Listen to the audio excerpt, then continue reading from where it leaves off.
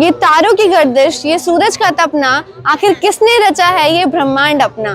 सोचो इतना सटीक कैसे है ये सारा विधान, आखिर कौन है वो बाजीगर, किसने रचा है ये ब्रह्मांड। दर्शकों, अगर आप भी जानना चाहते हैं इन सभी सवालों के जवाब तो जुड़े रहें हमारी इस खास पेशकश के साथ।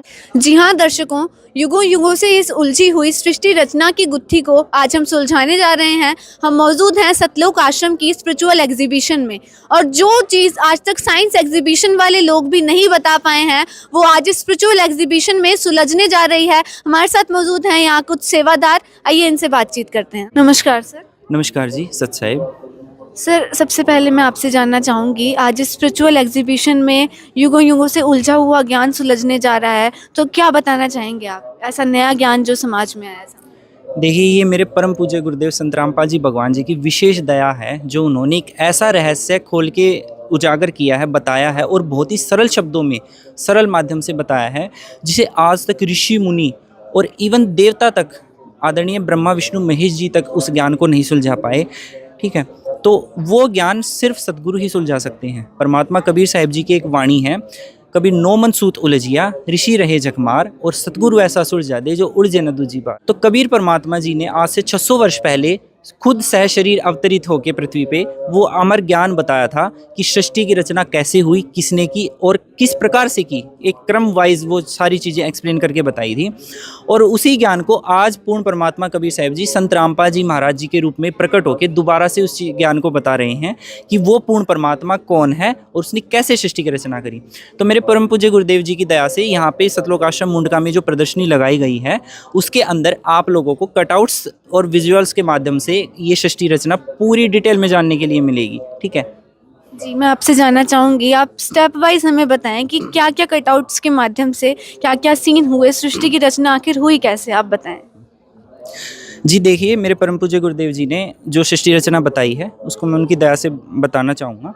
सर्वप्रथम कोई भी ऐसी रचना नहीं थी जो हम यहाँ पे देख रहे हैं। सिर्फ एक पूर्ण परमात्मा कबीर साहिब जी सह शरीर एक मनुष्य सदृश्य नर आकार रूप में एक विशाल असंख्य पंखुड़ी वाले कमल के फूल पर अनामी लोक में विराजमान थे।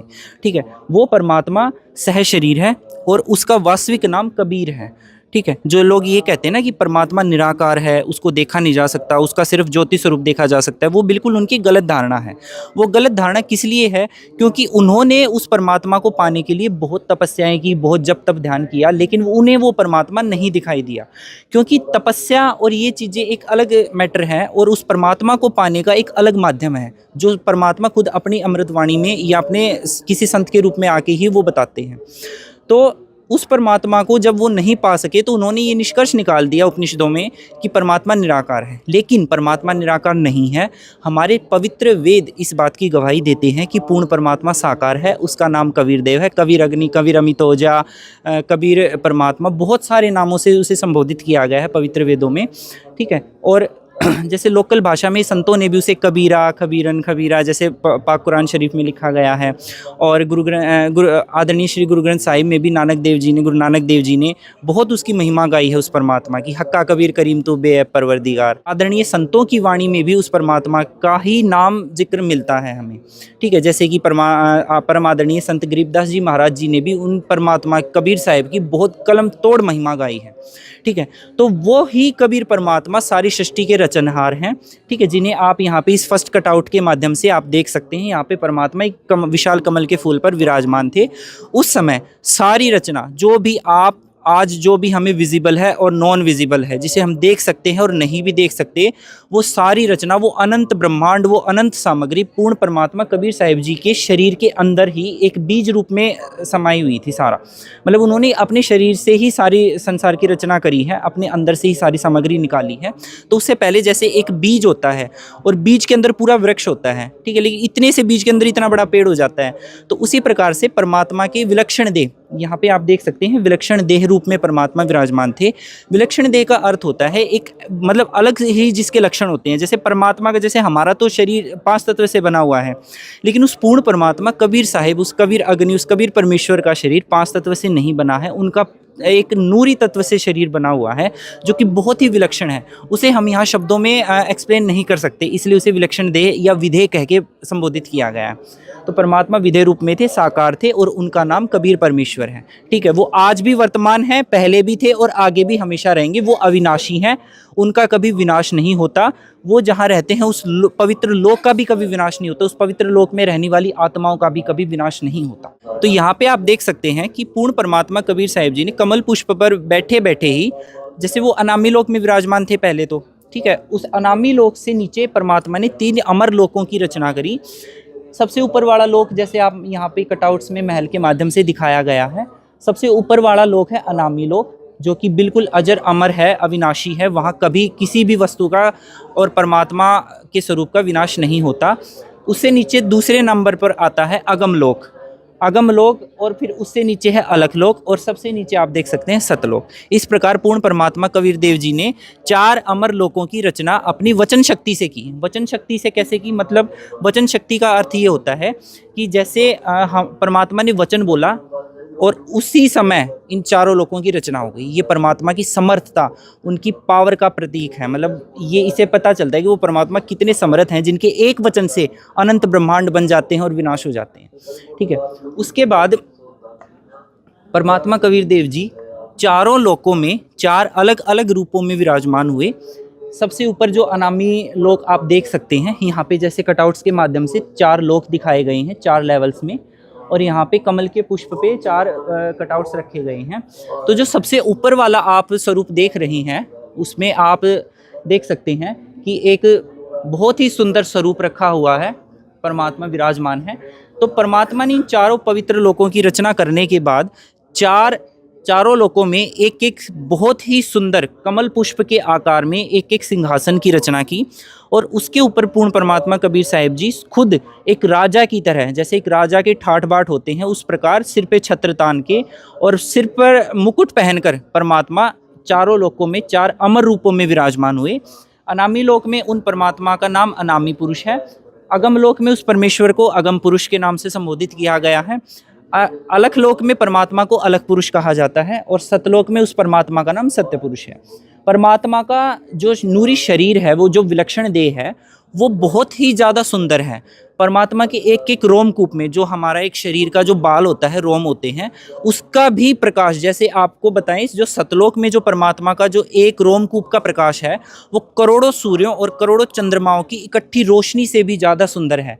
तो आप सोच के देखिए, आप इमेजिन करिए वो कितना सुंदर होगा वो परमात्मा का स्वरूप। तो उससे ज़्यादा अलख पुरुष जी का स्वरूप है सुंदर, उससे ज़्यादा अगम पुरुष जी का, और सबसे ज़्यादा सुंदर परमात्मा अविनाशी रूप में परमात्मा का अनामी लोक में सबसे सुंदर शरीर है।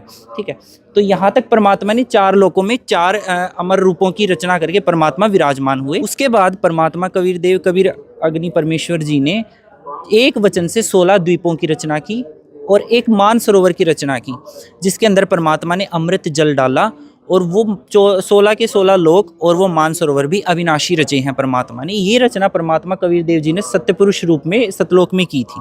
अच्छा, एक चीज़ यहाँ पे डिफाइन करना चाहेंगे, ये जो आप पवित्र स्वरूप देख रहे हैं परमेश्वर कबीर साहिब जी का, सत्यपुरुष जी का, ये देखिए कितना मनोहर स्वरूप है भगवान का, जिसके ऊपर छत्र तना हुआ है। परमात्मा एक राजा के समान एक बहुत ही सुंदर आसन पर विराजमान है। इसके बारे में, इस स्वरूप को डिफाइन करते हुए परम आदरणीय संत गरीबदास जी महाराज, जो कि गांव छुड़ानी, जिला झज्जर, हरियाणा में अवतरित हुए थे, उन्होंने इस परमात्मा की महिमा का गुणगान करते हुए एक वाणी बोली है, छत्र श्वेत अगर चौर सेज तो सुरंगी, जो अटारी गुलजार है, शब्द सिंध सुरती सैल, कहता है गरीबदास अजब दीदार है। तो ऐसा अजब दीदार है उस परमात्मा का उस सतलोक में, जो कि आप यहाँ पे आप देखिए, यहाँ पे कटआउट्स में देखने में हमें कितना सुंदर लग रहा है वो परमात्मा, कितनी मनोहर सूरत है, आत्मा को अट्रैक्ट करने वाला स्वरूप है भगवान का।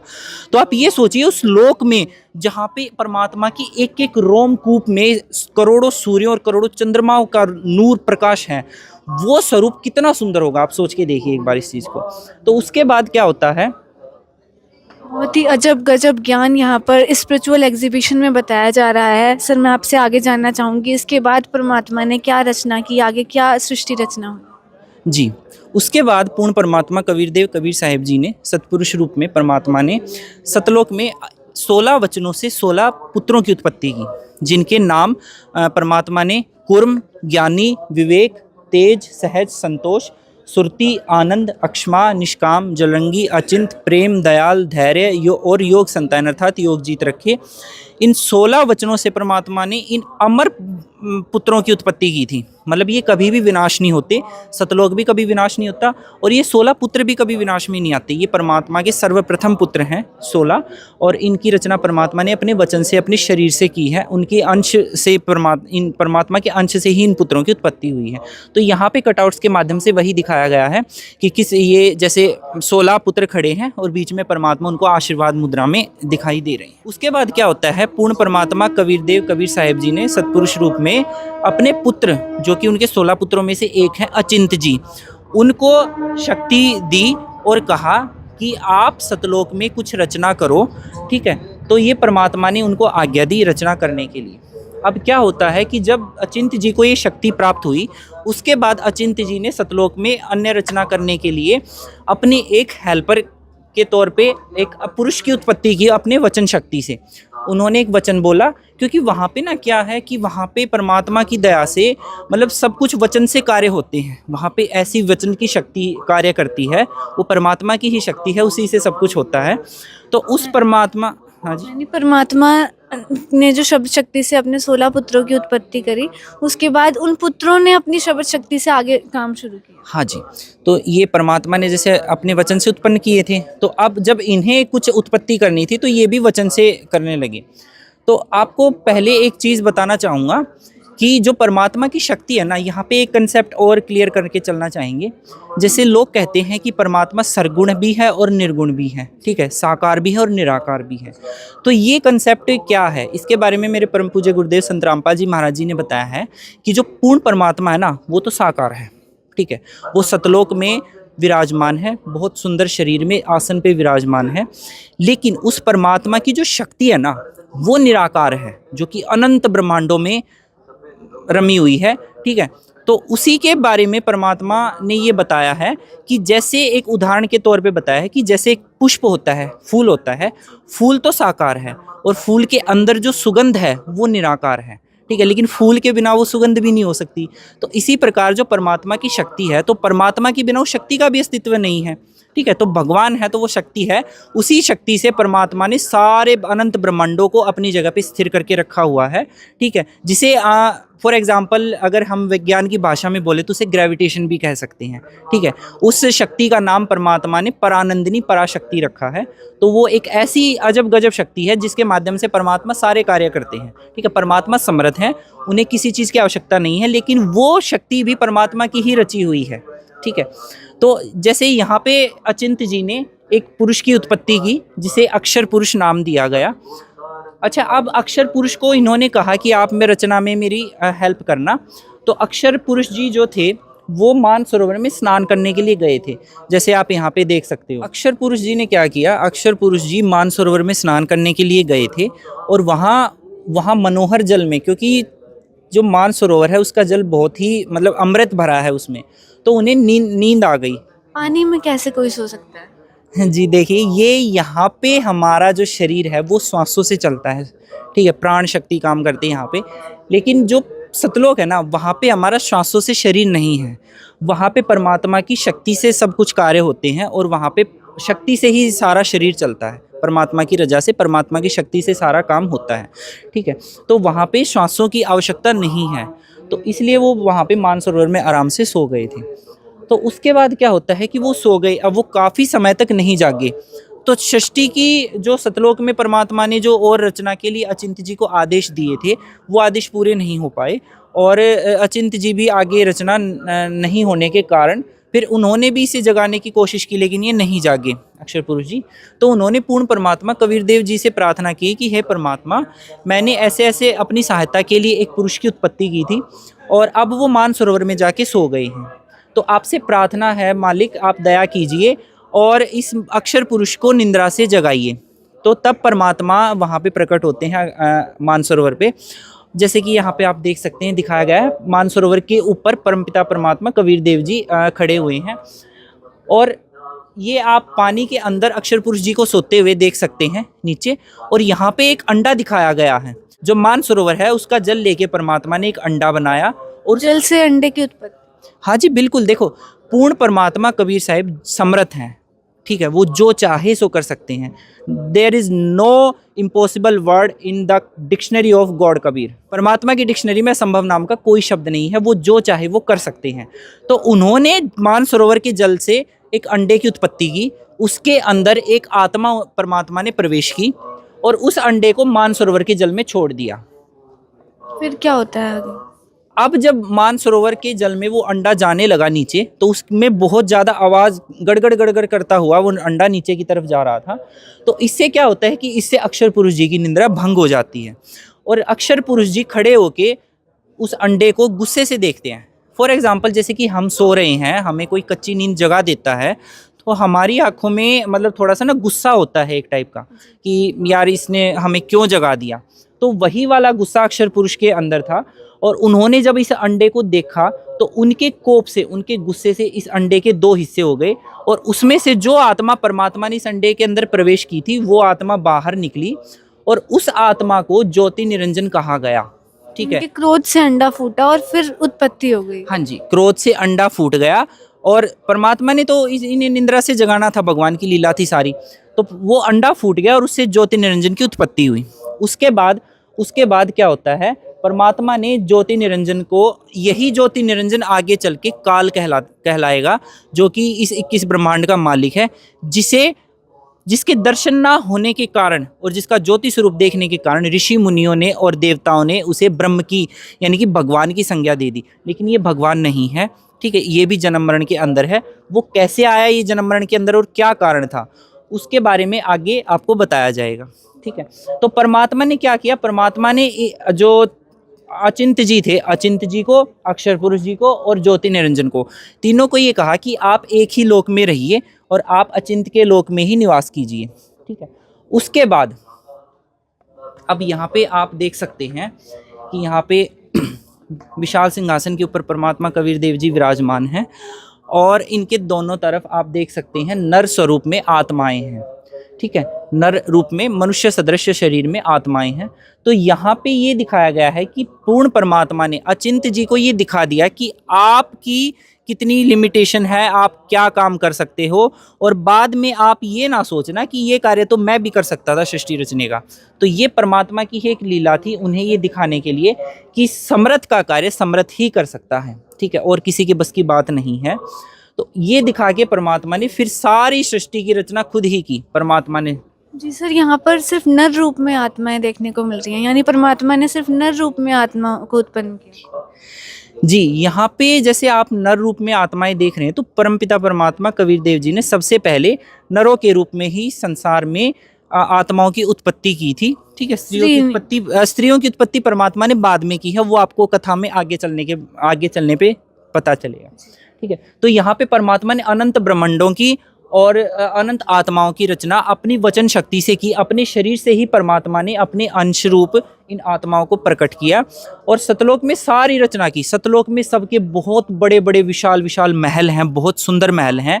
हर एक महल के अंदर बहुत सारे, जैसे आप देखते होंगे यहाँ पे हम सब की इच्छा होती है कि हमारा एक बहुत बड़ा बंगला हो, जिसके अंदर एक हमारी अलग से हमारा पर्सनल एक स्विमिंग पूल हो, हमारा गार्डन हो, जिसके अंदर हम मज़े से रहें।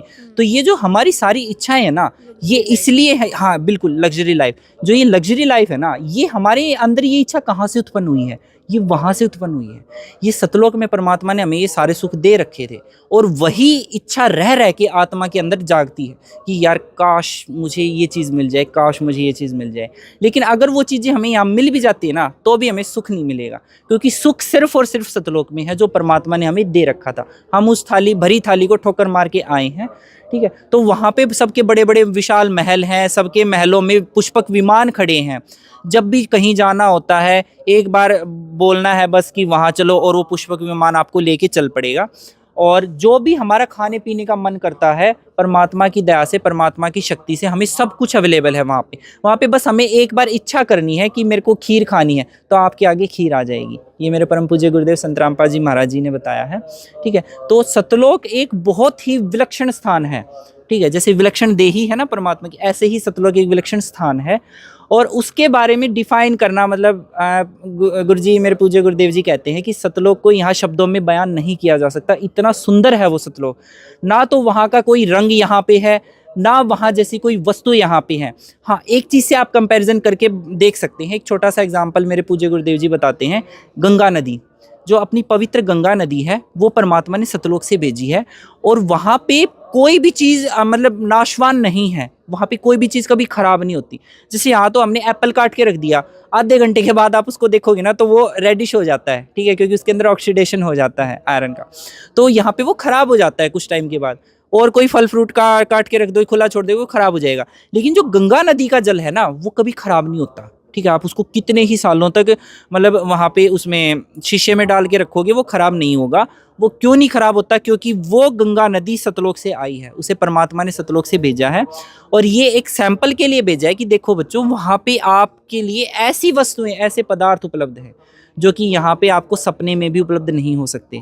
जी हाँ दर्शकों, इस पर तो साइंटिफिक रिसर्च भी हुई है कि जो गंगा का जल है वो ख़राब नहीं होता। यानी जो इसका रूट कॉज है वो यहाँ पर हमें देखने को मिला है कि सबसे पहले हम सतलोक में रहा करते थे और सतलोक का पदार्थ एक गंगा नदी का जल है, पवित्र जल, जो एक सैंपल के तौर पर हमें यहाँ पर पृथ्वी पर देखने को मिलता है। अब आगे के कटआउट के माध्यम से जानते हैं कि इसके बाद क्या सृष्टि की रचना हुई। आपको पीछे बताया कि परमात्मा ने तीनों को, अचिंत्य जी, अक्षर पुरुष और ज्योति निरंजन जो कि अंडे से उत्पन्न हुआ था, इन तीनों को अचिंत्य जी के लोक में रहने के लिए परमात्मा ने आदेश दिए थे। तो ये तीनों अचिंत्य जी के लोक में रहने लगे। अच्छा, कुछ समय के बाद जैसे सब वहाँ पे जो जो परमात्मा ने रचना करी, सब मौत से रह रहे थे। किसी प्रकार का ना वहाँ पे कोई रोग है, ना दुख है, ना कोई चिंता है, कुछ भी नहीं है वहाँ पे, सिर्फ आनंद ही आनंद है, ठीक है। जो कि एक इंसान यहाँ पे ढूंढता है ना, वो हर एक सुख वहाँ पे है परमात्मा की दया से। तो इतना सुख होने के बाद भी ये ज्योति निरंजन था, उसके मन में ये इच्छा उत्पन्न हुई कि यार बाकी जो 15 पुत्र हैं वो तो एक एक लोक में रह रहे हैं, और मैं, अक्षर पुरुष और अचिंत, हम तीन एक लोक में रह रहे हैं। तो ये तो मतलब उसके मन में खरपतवार हम कह सकते हैं कि उत्पन्न हुई। तो उसने क्या किया, उसने ये सोचा कि मैं ना परमात्मा से अलग मतलब अपने लिए स्थान प्राप्त करूंगा। तो यहाँ पे आप कटआउट के माध्यम से देख सकते हैं कि ज्योति निरंजन एक पैर पे खड़ा होकर तपस्या कर रहा है, ध्यान मग्न है, और पीछे कुछ आत्माएं आपको दिखाई दे रही होंगी। वो आत्माएं काल को, ज्योति निरंजन को तपस्या करते हुए देख रहे थे, ठीक है। काफ़ी समय से उसे देख रहे थे कि ये जिसकी उत्पत्ति अंडे से हुई है, ये परमात्मा की साधना कर रहा है, और मतलब एक पैर पे खड़ा होके इतने टाइम से मतलब ये तपस्या कर रहा है। तो वहाँ की आत्माएं धीरे धीरे इसके ऊपर मोहित, अट्रैक्ट होने लगी।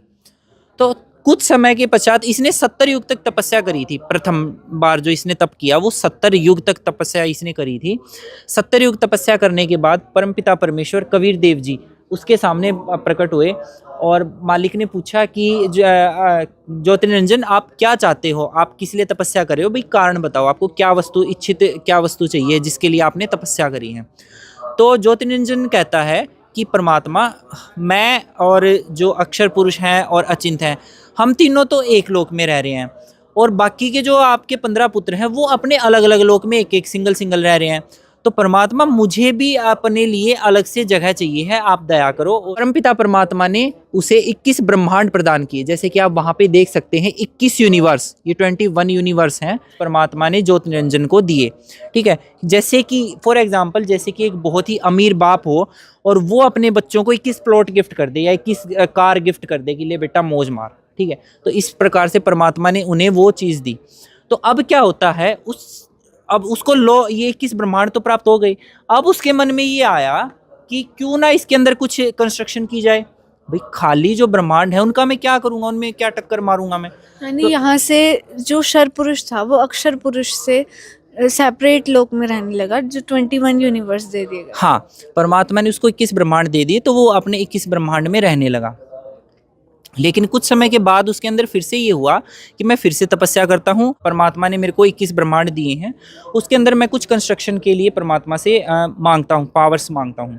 तो उसने 70 युग तक दोबारा से तपस्या करी, एक पैर पे खड़ा होके। अब जो पिछली बार जो आत्माएं थी वो फिर से उसे देखने लगी, ठीक है। जैसे आप पीछे देख सकते हैं, ज्योति निरंजन एक पैर पे खड़ा होकर तपस्या कर रहा है, और उसके पीछे सतलोक में कुछ आत्माएं उसे दोबारा से देख रही हैं।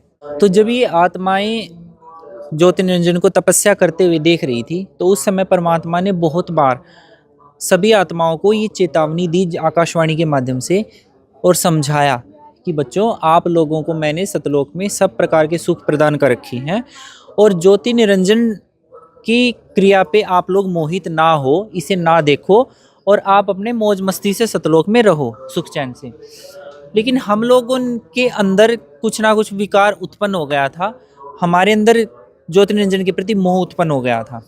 यानी सतलोक को अविनाशी स्थान आपने बताया कि वहाँ पर हम सब लोग सुखी रहते हैं, तो वहाँ पर भी विकार कैसे उत्पन्न हो? जी देखिए, ये सब पूर्ण परमात्मा कबीर साहिब जी की ही लीला थी और परमात्मा ने हम सब की परीक्षा के लिए ही ऐसा किया था। तो परमात्मा ने जब दूसरी बार काल जो इसने ज्योति निरंजन ने दूसरी बार जब 70 युग तक तपस्या की तो उसके बाद पूर्ण परमात्मा कबीर साहिब जी पुनः प्रकट होते हैं और उससे पूछते हैं कि भाई, आपने पहली बार जब तपस्या करी तो मैंने आपको 21 ब्रह्मांड दिए थे आपके तप के बदले में, अब आपको क्या चाहिए, आप दोबारा से क्यों तपस्या कर रहे हो?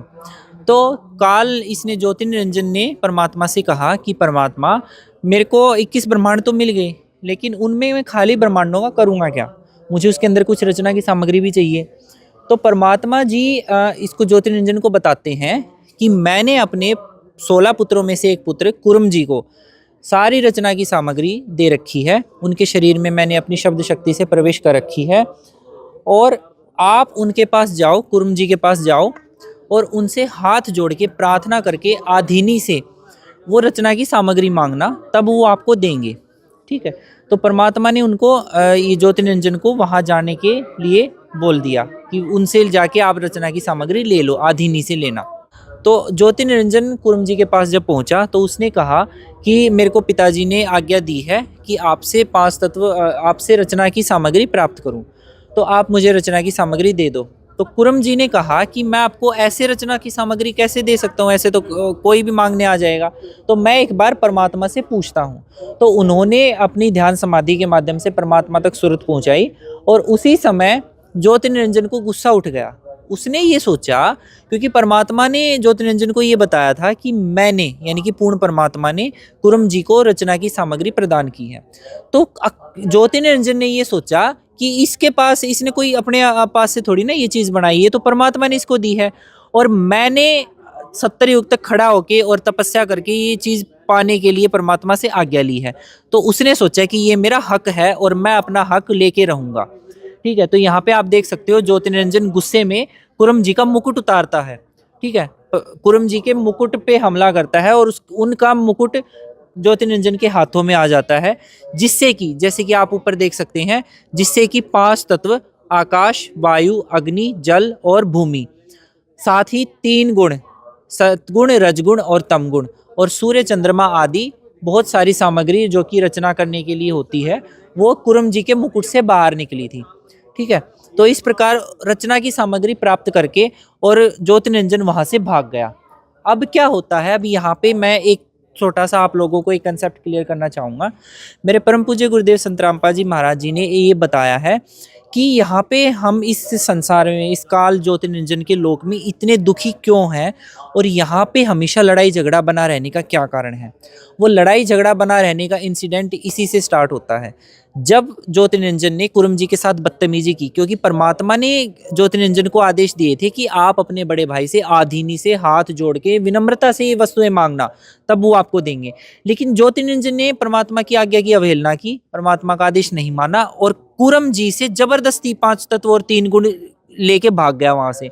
तो कुर्म जी ने परमात्मा से कहा कि परमात्मा, मैं इसकी पिटाई करूंगा, इसने मेरे साथ बदतमीजी की है। तो परमात्मा ने कहा कि आप बड़े हो और बड़ों का कार्य छोटों को क्षमा करना होता है, तो आप उसे कुछ मत कहना।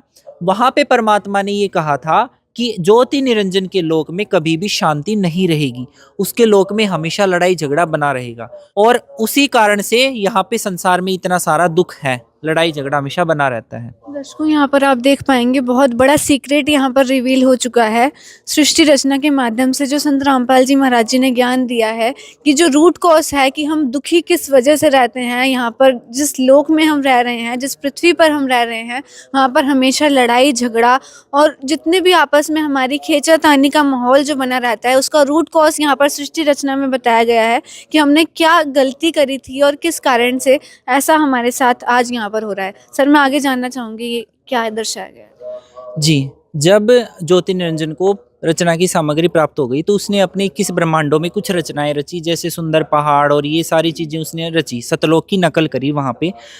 उसके बाद उसके मन में तीसरी बार ये आया कि मैंने अलग से स्थान भी ले लिया, मेरे को रचना सामग्री भी मिल गई, मैंने रचना भी कर ली, लेकिन अब जब तक कोई मेरे साथ बात करने वाला नहीं होगा, मेरे साथ घूमने फिरने वाला नहीं होगा, तो मेरा दिल कैसे लगेगा अकेले का। तो इसने आत्माएं प्राप्त करने के लिए, इसने अपने मतलब अपना टाइम पास करने के लिए इसने तीसरी बार एक पैर पर खड़ा होकर 64 युग तक तपस्या करी। ठीक है, जैसे कि आप यहाँ देख सकते हो, ये ज्योति निरंजन यहाँ पे तपस्या कर रहा है और अब की बार बहुत सारी आत्माएं, सतलोक की बहुत सारी नर आत्माएं ज्योति निरंजन के तपस्या को देखकर उस पर मोहित हो चुकी थी। तो तीसरी बार परमपिता परमेश्वर कबीर देव जी ज्योति निरंजन के सामने प्रकट होते हैं और ज्योति निरंजन से पूछते हैं कि ज्योति निरंजन, आपको मैंने अलग से लोक भी दे दिया, आपको रचना की सामग्री भी मिल गई, आपने रचना भी कर ली, अब आपको क्या चाहिए? आप क्यों बार बार ये ड्रामा कर रहे हो? एक पैर पे खड़ा होकर तपस्या करते हो, कभी 70 युग कभी 64 युग, ये क्या वो है? तो इसने कहा कि परमात्मा, मुझे कुछ आत्माएं दे दो, मेरा अकेले का दिल नहीं लगता, ठीक है, तो मेरे साथ रहने के लिए मुझे कुछ आत्माएं प्रदान करो, आप दया करो। तो परमात्मा ने उसे ये कहा कि मैं आपकी किसी भी जप तप साधना के प्रतिफल में आपको आत्माएं नहीं दे सकता और ना दूंगा। क्यों? क्योंकि ये आत्माएं मेरे अंश शरीर से उत्पन्न हुई हैं, मेरा अंश है, मेरे शरीर से उत्पन्न हुई हैं ये सभी आत्माएं, और मुझे बहुत ज़्यादा प्रिय हैं। ठीक है, क्योंकि देखो हम इंसान हैं, हमारा हाथ, हमारे नाक, हमारे कान हमें कितने प्यारे लगते हैं। ठीक है, तो वो तो पूर्ण परमात्मा है, सब कुछ उन्हीं का है, तो उनको उनकी आत्माएं कितनी प्यारी हैं। ठीक है, परमात्मा अपनी एक एक आत्मा के लिए, उसे इस गंदे लोक से बाहर निकालने के लिए यहाँ पे वापस आते हैं अपने अमरलोक सतलोक को छोड़ के। तो कितना प्यार करते हैं वो परमात्मा हमसे। ठीक है, तो परमात्मा ने कहा कि मैं आपको आत्माएं तो नहीं दूंगा, हाँ एक कार्य हो सकता है कि अगर कोई आत्मा अपनी मर्जी से, अपनी स्वेच्छा से आपके साथ जाने के लिए हाथ खड़ा करती है, अपनी इच्छा जाहिर करती है, तो उसको मैं आपके साथ भेज सकता हूँ, ये हो सकता है। तो वो बोला जी चलो ठीक है, ये पूछ लेते हैं। तो काल जो ज्योति निरंजन था ना, वो पहले हम सभी आत्माओं के पास आया, उसने हमें बहलाया फुसलाया, बोला मैंने ना पिताजी से अलग से लोक प्राप्त किए हैं और उनमें ऐसे सुंदर सुंदर पहाड़ बनाए हैं, बाग बगीचे बनाए, महल बनाए, मज़े करेंगे, चलोगे आप मेरे साथ?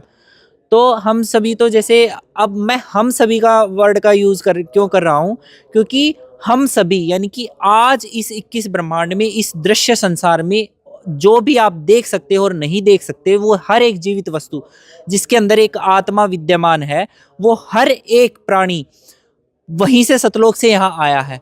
और हम क्यों आए हैं यहाँ पे, ठीक है, हमसे क्या गलती बनी और क्या कारण है यहाँ पे दुख का, वो कारण अब आपको पता चलेगा कि संसार में जन्म मृत्यु का और सभी दुखों का रूट कोज, जड़ क्या है। तो परमात्मा से पहले ज्योति निरंजन आत्माओं के पास आया और उसने पूछा कि चलोगे मेरे साथ? तो सभी आत्माओं ने ये बोल दिया कि हाँ ठीक है, हम चलने को तैयार हैं, लेकिन एक बार पिताजी आज्ञा दे दें, यानी कि परमात्मा आज्ञा दे दे तो हम आपके साथ चलेंगे। तो उसके बाद क्या होता है कि ज्योति निरंजन और पूर्ण परमात्मा कबीर साहिब जी दोनों हम सभी आत्माओं के पास आते हैं, जैसे कि आप यहाँ पे देख सकते हो। ठीक है, तो जैसा कि आप यहाँ पे देख सकते हो, ये परमात्मा जी खड़े हैं, ज्योति निरंजन खड़ा है और ये सभी आत्माएं यहाँ पे खड़ी हैं। तो परमात्मा ने आके पूछा कि भाई ज्योति निरंजन ने मेरे से आप लोगों को मांगा है और आप ये बताओ कि आप में से कौन कौन इसके साथ जाना चाहते हो, कोई है ऐसा? तो काफ़ी देर तक सन्नाटा छाया रहा है, क्योंकि परमात्मा से सब डरते हैं, भाई भगवान है वो, उनके सामने कैसे जुबान खोले।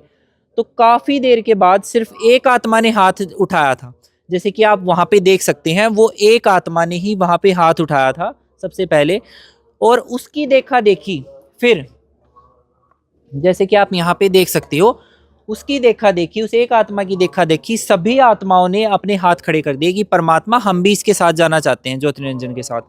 ठीक है। तो ये हमारी वो सबसे बड़ी गलती थी जिसके कारण आज हम इस जन्म मृत्यु के दुष्चक्र में, विशेष साइकिल के अंदर फंसे हुए हैं और हम बहुत ज़्यादा दुखी हो रखे हैं। ठीक है, क्योंकि काल ने तब तो हमें बहला लिया कि मैं आप लोगों को मौज दूंगा, ये दूंगा, वो दूंगा, और यहाँ पे आके इसने हमारे साथ दुर्गति करनी शुरू कर दी। तो ये कारण था, ये वो बड़ी गलती थी, आज तक की सबसे बड़ी संसार की ये वो गलती थी जिसके कारण ये 84 लाख योनियां और ये सभी प्रकार के कष्टों की उत्पत्ति हुई। ठीक है, तो अब परमात्मा ने कहा कि ठीक है ज्योति निरंजन, आप अपने लोक में जाओ और मैं इन सभी आत्माओं को अपने तरीके से आपके पास भेज दूंगा। उसके बाद क्या होता है कि पूर्ण परमात्मा कबीर साहिब जी ने सबसे पहले जो नर आत्मा ने अपना हाथ खड़ा किया था, सहमति दी थी ज्योति निरंजन के साथ जाने के लिए, उस आत्मा का वो पुरुष रूप में थी, जैसे सभी आत्माएं पुरुष रूप में थी, आपने पीछे देखा। तो उस आत्मा से पूर्ण परमात्मा कबीर साहिब जी ने एक स्त्री का रूप बनाया। ठीक है, जिसका बहुत सुंदर शरीर था और उस स्त्री को परमात्मा ने प्रकृति देवी नाम दिया। ठीक है, तो परमात्मा ने उसके अंदर अपनी वचन शक्ति से, अपनी शब्द शक्ति से सभी आत्माओं को, जितनी भी असंख्य आत्माओं ने अपना हाथ उठाया था, उन सभी आत्माओं को सूक्ष्म रूप बना के इस देवी के शरीर में प्रवेश कर दिया। ठीक है, अब यहाँ पे दर्शक ये भी सोच सकते हैं कि देवी के शरीर में इतनी सारी आत्माएं कैसे प्रवेश कर दी। तो जैसे कि फॉर एग्जांपल एक छोटा सा उदाहरण देता हूँ आपको, कि जैसे साइंस भी ये मानता है कि हमारे शरीर के अंदर बहुत सारे सूक्ष्म जीव रहते हैं। ठीक है, तो अब जब हम एक इंसान अपने शरीर के अंदर इतने सारे सूक्ष्म जीवों को, आत्माओं को लेके चलता है, तो क्या वो पूर्ण परमात्मा इस देवी के अंदर वो आत्माएं प्रवेश नहीं कर सकता? वो तो समर्थ है ना, वो तो जो चाहे वो कर सकते हैं।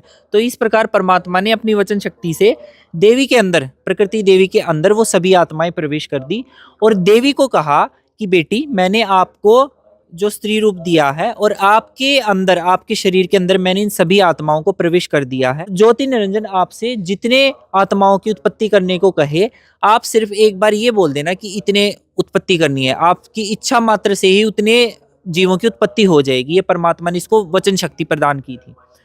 उसके बाद क्या होता है, ये यहाँ पर आपने आत्माओं का जिक्र किया, तो आत्माएं कितनी परमात्मा ने, यानी जो हम 21 यूनिवर्स में रह रहे हैं, वो सभी को परमात्मा ने सिर्फ एक इसमें ही प्रवेश कर दिया? हाँ जी बिल्कुल, जितनी भी आप देख सकते हो, चींटी से लेके हाथी तक, नाली में जो कीड़े हैं, हमारे शरीर के अंदर जो सूक्ष्म जीव हैं, स्वर्ग के देवता, नरक में पड़े हुए प्राणी और अनंत जितने भी संसार में जितनी भी आत्माएं हैं, वो सभी आत्माओं को परमात्मा ने सूक्ष्म शरीर के रूप में देवी के शरीर के अंदर प्रवेश कर दिया था। ठीक है, और देवी, प्रकृति देवी संसार की पहली स्त्री थी। ठीक है, जिसे परमात्मा ने पुरुष से स्त्री रूप दिया था परमात्मा ने।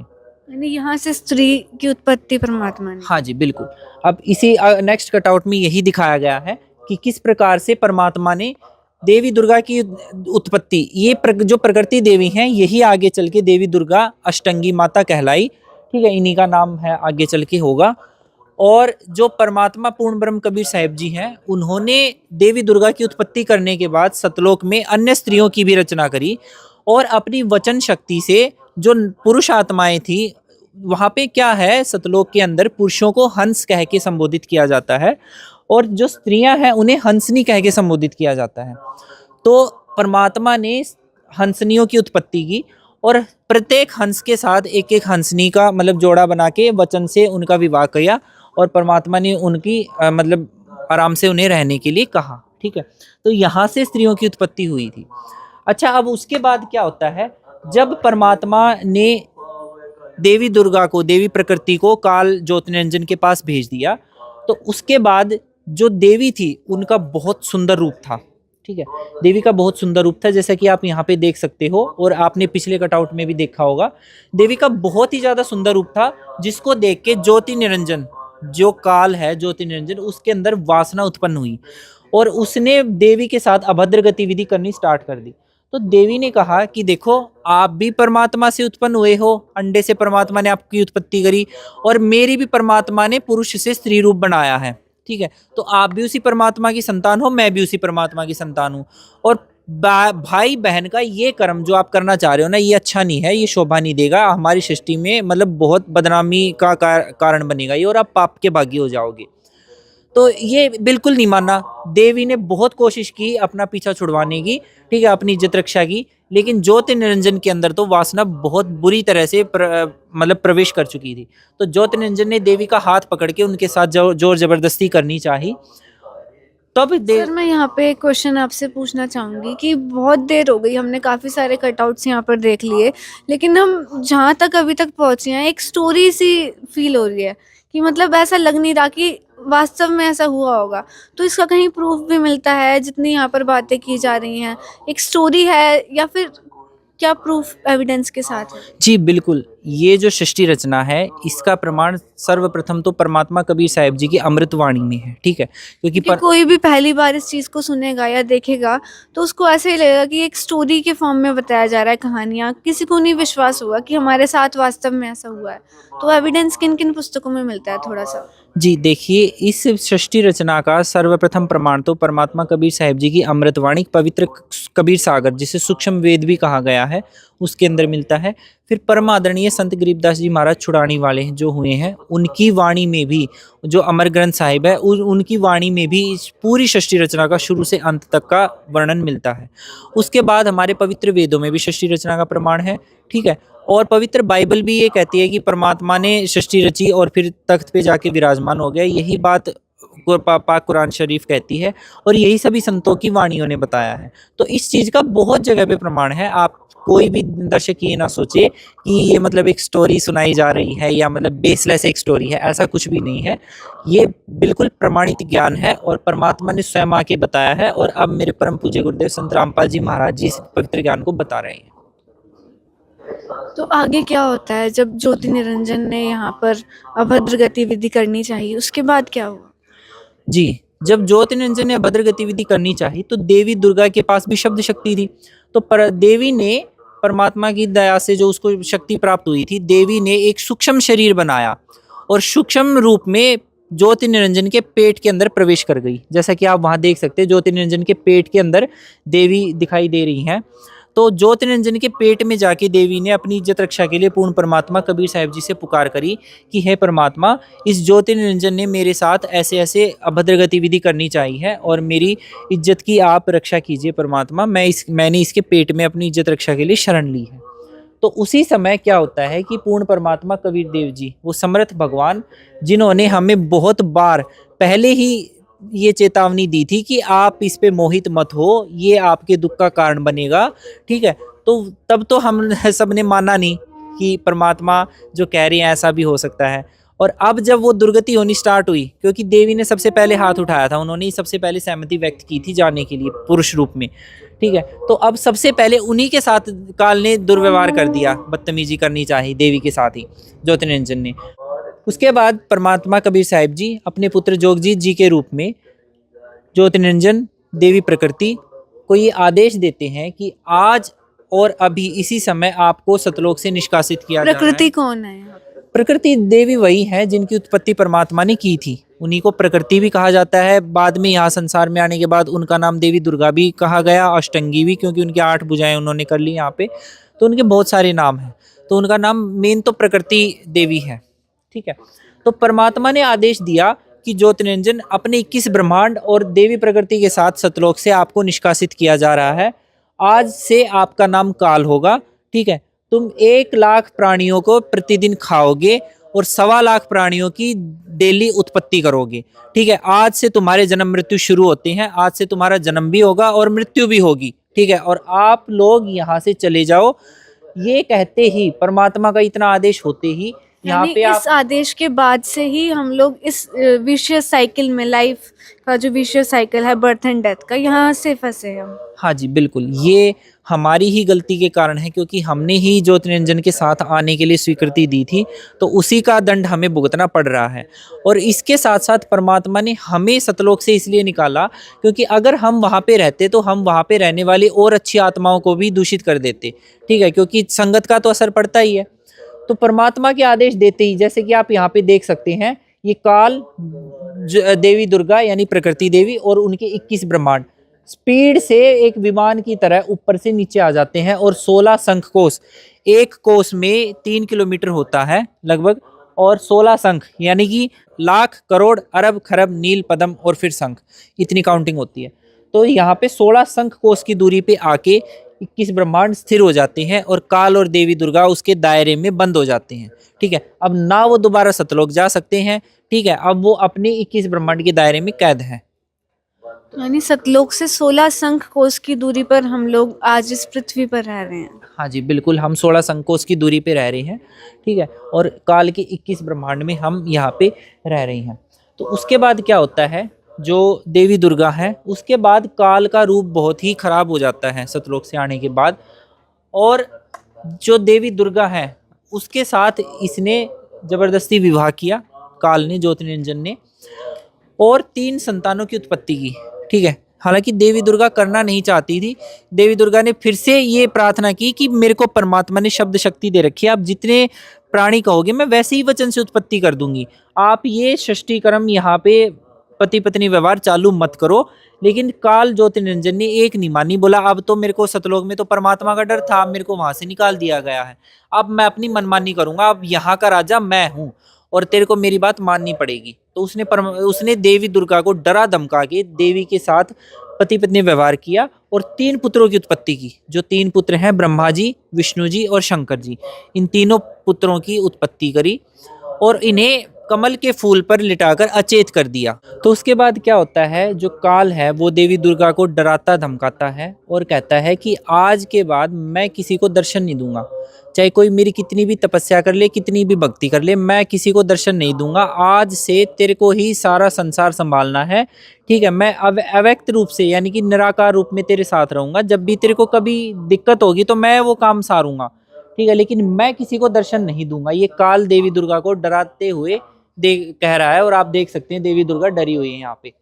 तो उसके बाद क्या होता है, जैसे यहाँ पे आप देख सकते हैं अगले नेक्स्ट कटआउट में, यहाँ पे देवी दुर्गा अपने लोक में अपने आसन पे विराजमान है और तीनों देवता, जब तीनों देवता ब्रह्मा जी, विष्णु जी और शिव जी जवान होते हैं, युवावस्था में आते हैं, तो देवी उन्हें सचेत कर देती है और इन तीनों देवताओं को इनके 3 विभाग सौंपती है। श्री ब्रह्मा जी को रजगुण, श्री विष्णु जी को सतगुण और श्री शंकर जी को तमोगुण का भार देवी ने सौंप दिया कि आप लोगों को ये 3 विभाग सौंपे जाते हैं, आप इनसे सृष्टि की संचालन, सृष्टि की उत्पत्ति, स्थिति और सृष्टि का विनाश करो। यानी ये वही 3 गुण हैं जो काल ने कुर्म से छीने थे। हाँ जी, ये वही 3 गुण हैं और उन्हीं तीनों गुणों को इस काल के आदेश से देवी दुर्गा जी ने इन तीनों देवताओं को बांट दिया सृष्टि कर्म चलाने के लिए यहाँ पे। तो उसके बाद क्या होता है, देवी दुर्गा हैं, यहाँ पे आप अगले कटआउट में देख सकते हो, देवी दुर्गा जी के सामने 3 देवियाँ खड़ी हैं। ये 3 देवियाँ ब्रह्माणी जी, लक्ष्मी जी और उमा जी हैं। इन तीनों देवियों की उत्पत्ति देवी दुर्गा ने अपने वचन से की और फिर इन्हें सागर में छुपा दिया था। फिर देवी ने तीनों देवताओं को कहा कि आप लोग सागर मंथन कीजिए और उसमें जो भी वस्तु निकले उसको आप मेरे पास लेके आइएगा। तो तीनों देवताओं ने सागर मंथन किया और उससे 3 देवियां निकली सागर मंथन करने से। तीनों देवता इन तीनों देवियों को देवी दुर्गा के पास लेकर आते हैं और कहते हैं कि माता जी ये 3 देवियां निकली हैं। तो माता पूछती है कि सबसे पहले कौन सी निकली, तो वो कहते हैं ये निकली। तो ब्रह्माणी का विवाह ब्रह्मा जी से कर दिया जाता है तो यहाँ, और विष्णु जी का विवाह देवी लक्ष्मी जी से और श्री शंकर जी का विवाह देवी उमा जी से कर दिया जाता है। अच्छा, यहाँ पे एक चीज़ और मैं बताना चाहूँगा गुरु जी की दया से कि जो देवी दुर्गा ने इनका विवाह किया ना, वो वचन से किया था कि आपको ये सौंपी जा रही है, आपको ये और आपको ये, और अब आप लोग अपनी गृहस्थी बसाओ। तो वहाँ पे कोई भी ना तो पाखंड किया गया उस समय, ना कोई डीजे था, ना बाराती थे, ना घराती थे। देवी ने बहुत ही सिंपल तरीके से इन तीनों देवताओं का विवाह किया था। ठीक है, तो यहाँ पे आप देख सकते हो ब्रह्मा जी के साथ उनकी पत्नी ब्रह्माणी जी हैं, विष्णु जी के साथ लक्ष्मी जी हैं और शंकर जी के साथ उमा जी हैं। इन तीनों देवताओं को तीनों देवियों के साथ देवी ने कहा कि अब आप लोग अपने अपने लोक में रहिए और आगे की सृष्टि कर्म संचालित कीजिए। तो इस प्रकार परमपिता परमात्मा कबीर साहिब जी ने बताया है कि इस प्रकार यहाँ की काल लोक की सृष्टि स्टार्ट हुई। आगे ब्रह्मा जी से चल के फिर देवताओं की, असुरों की उत्पत्ति होती है, वो लगभग सभी को पता है। तो ये जो कंसेप्ट था यहाँ का सृष्टि रचना का, ये या तो परमात्मा कबीर साहिब जी ने ही बताया है या फिर आज वो संत रामपाल जी महाराज जी के रूप में अवतरित हैं, उन्होंने ये परम ज्ञान खोला है। ठीक है, इसके बारे में आज तक देवी देवताओं को भी नहीं पता कि वो परमात्मा कौन है, कैसे है, कहाँ रहता है, कैसे मिलता है और उसके क्या गुण हैं। वो परमात्मा कबीर साहिब जी हैं। कबीर परमात्मा की एक वाणी भी है।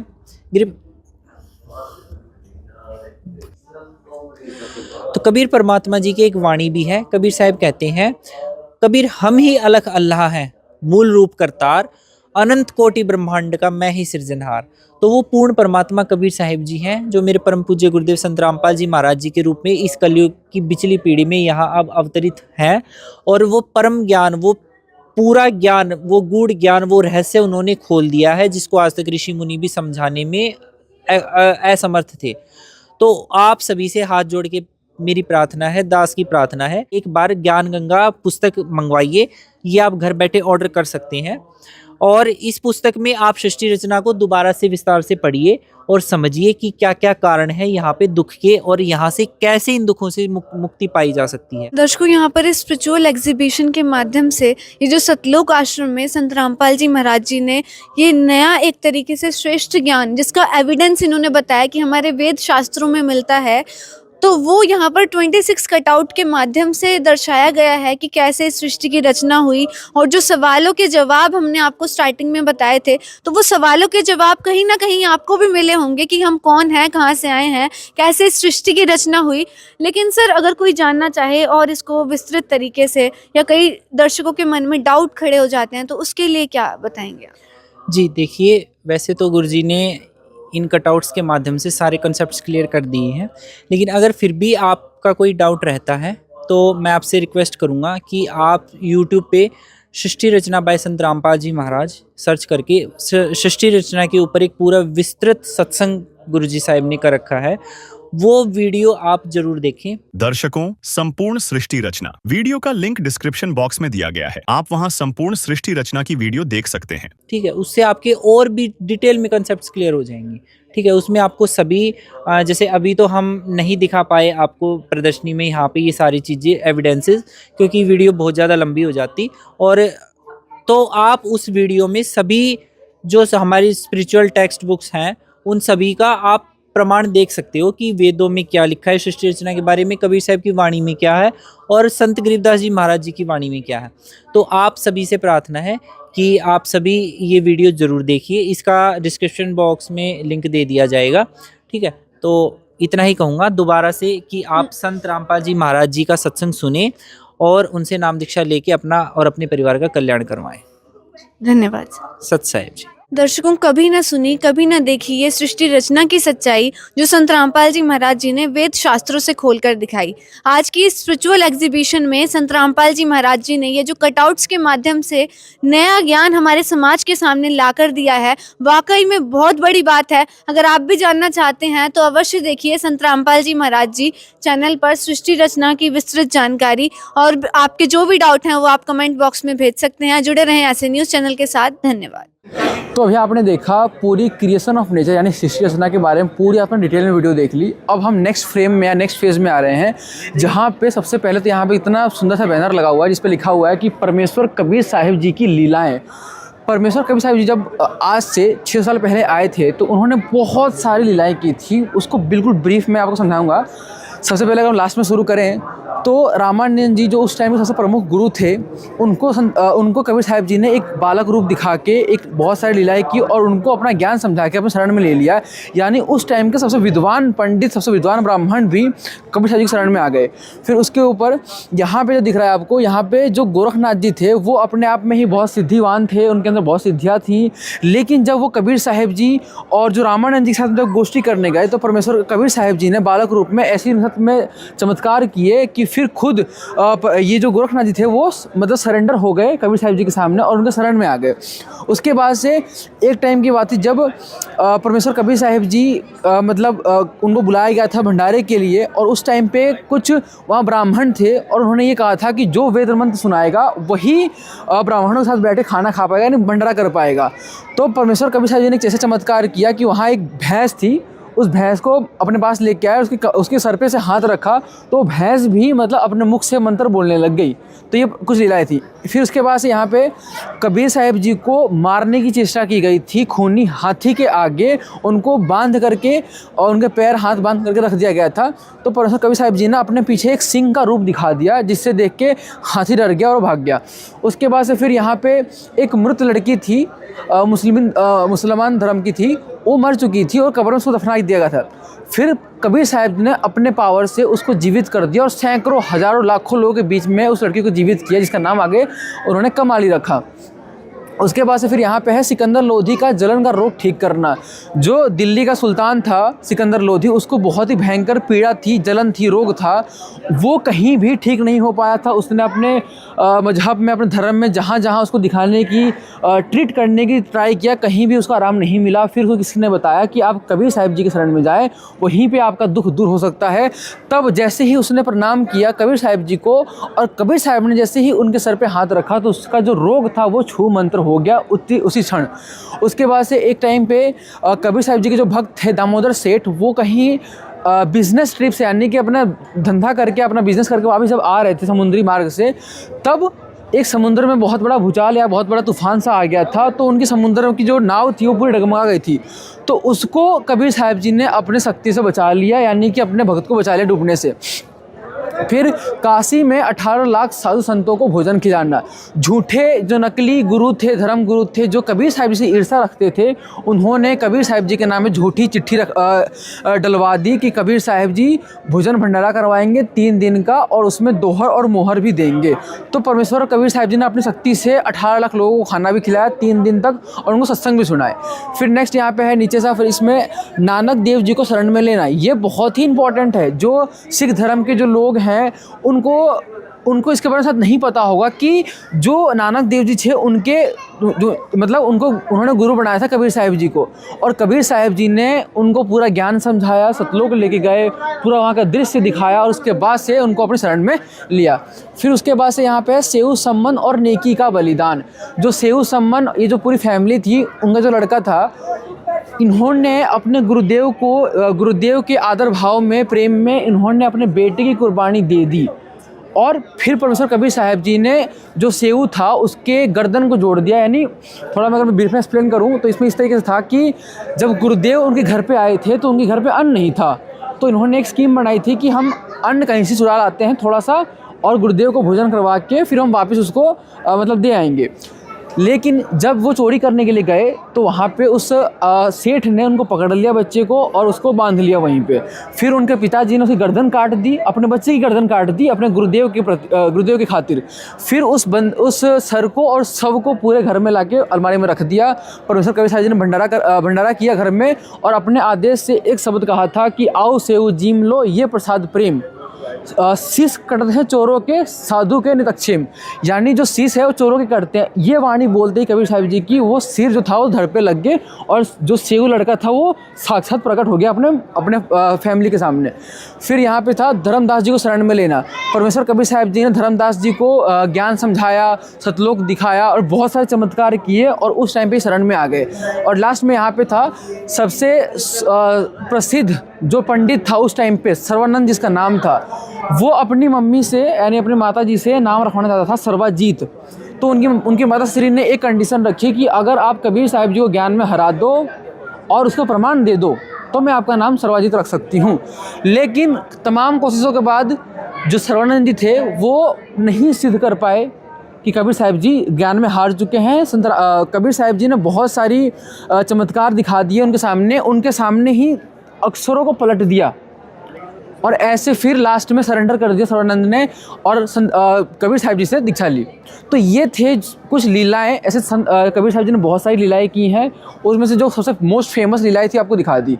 अब उस टाइम पे जैसे हम कहते हैं कि हमारा जो हिंदू धर्म है या जो हमारा हिंदुस्तान है, ये देवों की भूमि रही है, भगवानों की भूमि है, और यहाँ पे श्रद्धा भाव हर बच्चे में होता है, जन्म से ही होता है।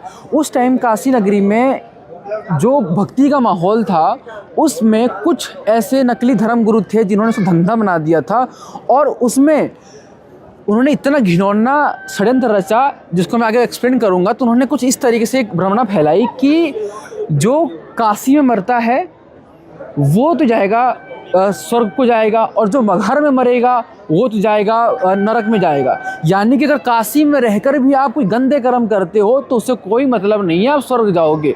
और मगहर में रह के आप अच्छे कार्य भी करते हो और फिर भी आप मर जाते हो तो आप नरक ही जाओगे। इस तरीके से कुछ भ्रमणा फैलाई थी और उस टाइम के नकली पंडितों ने।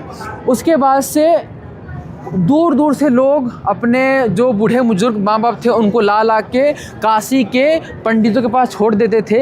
लेकिन जब संख्या बहुत बढ़ गई तो उन्होंने एक और घिनौना कर्म करना शुरू कर दिया और उन्होंने कहा कि अगर किसी को बहुत जल्दी पहुंचना है भगवान के पास, जल्दी जाना है स्वर्ग में, तो भगवान का एक क्रोत आता है, उसके नीचे लेट के अपना गला कटवा लो और गला कटते ही आप स्वर्ग में पहुँच जाओगे। इतनी कहते हैं ना एक मतलब हत्याकांड इन्होंने शुरू कर दिया था भोले भाले श्रद्धालुओं का। और हम उस टाइम पे इतने भगवान में लीन थे कि हमने गला कटवाना भी स्वीकार कर लिया भगवान के प्रति। तो आप देख सकते हैं यहाँ पे कुछ बुजुर्ग बाबा खड़े हुए हैं और सीन दिखाया गया है, इलस्ट्रेट किया गया है कि कैसे लोग मतलब अपना गला कटवा रहे हैं। ऊपर क्रोथ लगी हुई है चैन, और वहाँ से कनेक्ट भी किया गया है जहाँ पे जो नकली पंडित थे वो वहाँ गुफा में बैठ करके उस रस्सी को कंट्रोल करते थे और क्रोध को चलाते थे।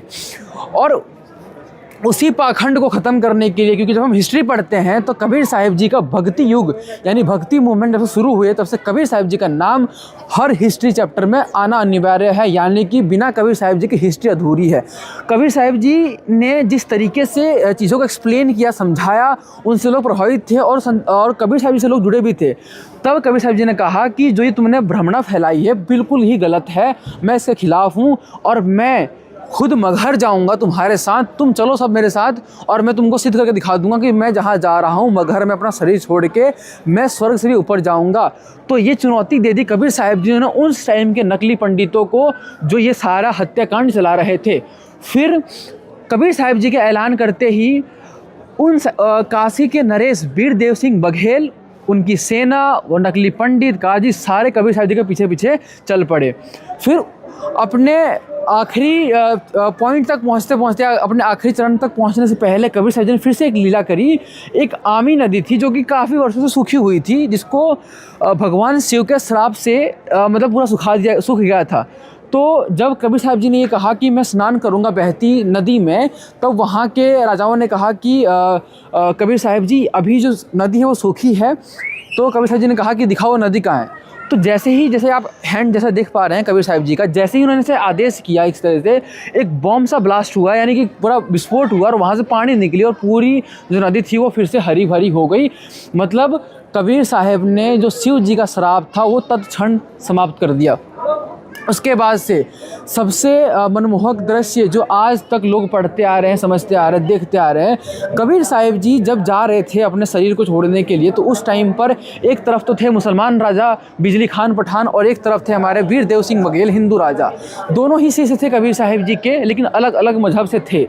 इनके मन में ये था कि जैसे ही कबीर साहिब जी अपना शरीर त्यागेंगे तो हम जो हिंदू राजा हैं वो अपने रीति रिवाज से अपने गुरुदेव का अंतिम संस्कार करेंगे। और जो मुसलमान धर्म के जो राजा थे उन्होंने ये कल्पना की थी, धारणा की थी कि जैसे ही गुरुदेव हमारे जैसे ही पीर हमारे शरीर को छोड़ेंगे तो हम उनको अपने ही रीति रिवाज से दफनाएंगे।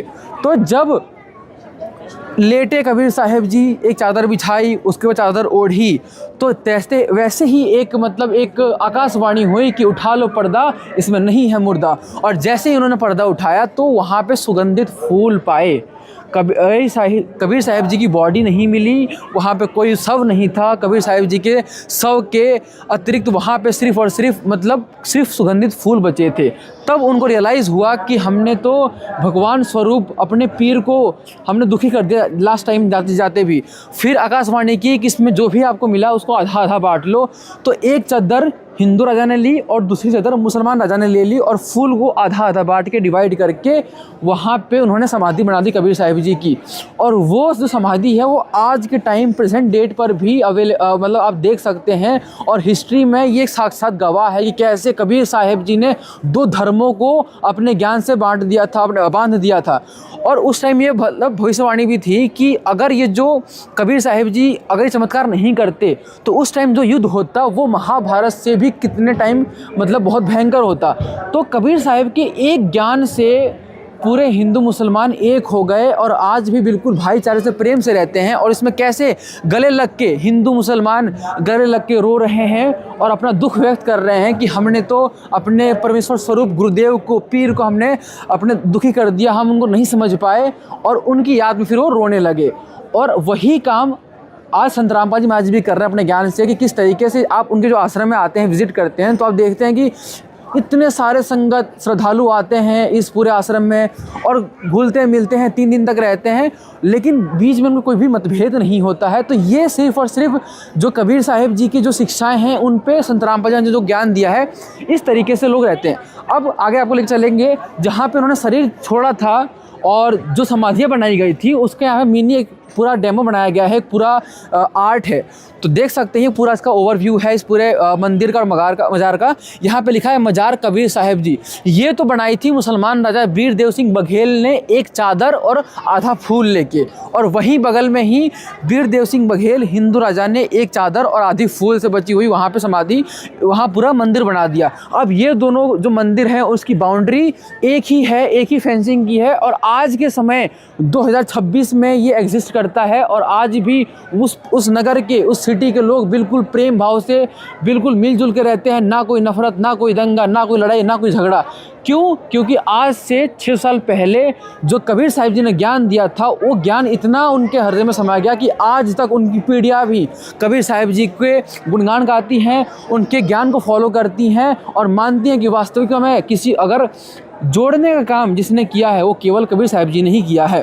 देख सकते हैं कि लंबी सी एक कतार लगी हुई जहाँ पे धार्मिक पुस्तकें रखी हुई हैं और सारे धर्मों की रखी हैं, ना सिर्फ हिंदू धर्म की, मुसलमान धर्म की, सिख की, ईसाई की, हर जैन, बौद्ध, हर एक धर्म की पवित्र पुस्तक यहाँ पे रखी गई हैं। और इस पवित्र पुस्तकों का रखने का सिर्फ इतना उद्देश्य है कि जो यहाँ पे श्रद्धालु आते हैं संत रामपाल जी महाराज जी के ज्ञान को सुन के, वो अपने ही वेद शास्त्रों में जब प्रमाण देखेंगे तो उनको एक अंदर से अनुभूति होती है कि जो ज्ञान संत रामपाल जी महाराज जी दे रहे हैं वाकई एकदम सच्चा ज्ञान है और बिल्कुल प्रमाणित ज्ञान है।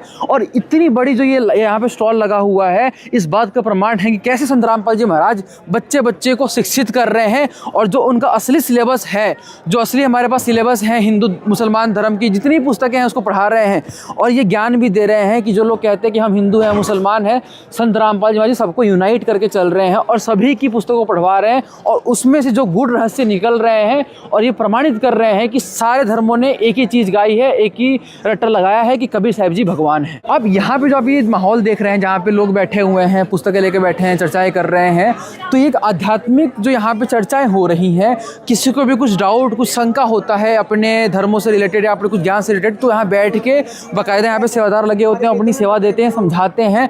और इस तरीके से पूरा माहौल आपने गाँव में देखा होगा, लोग बैठ के ताश खेलते हैं, जुआ खेलते हैं, बकवास करते हैं, बातें करते हैं, लेकिन यहाँ पे एक अलग ही माहौल देखने को मिल रहा है कि छोटे से छोटे बच्चे और बड़े से बड़े बुजुर्ग भी बैठ के यहाँ पे ज्ञान चर्चा कर रहे हैं। तो ये थी पूरी आध्यात्मिक प्रदर्शनी सतलोक आश्रम मुंडका की। धन्यवाद।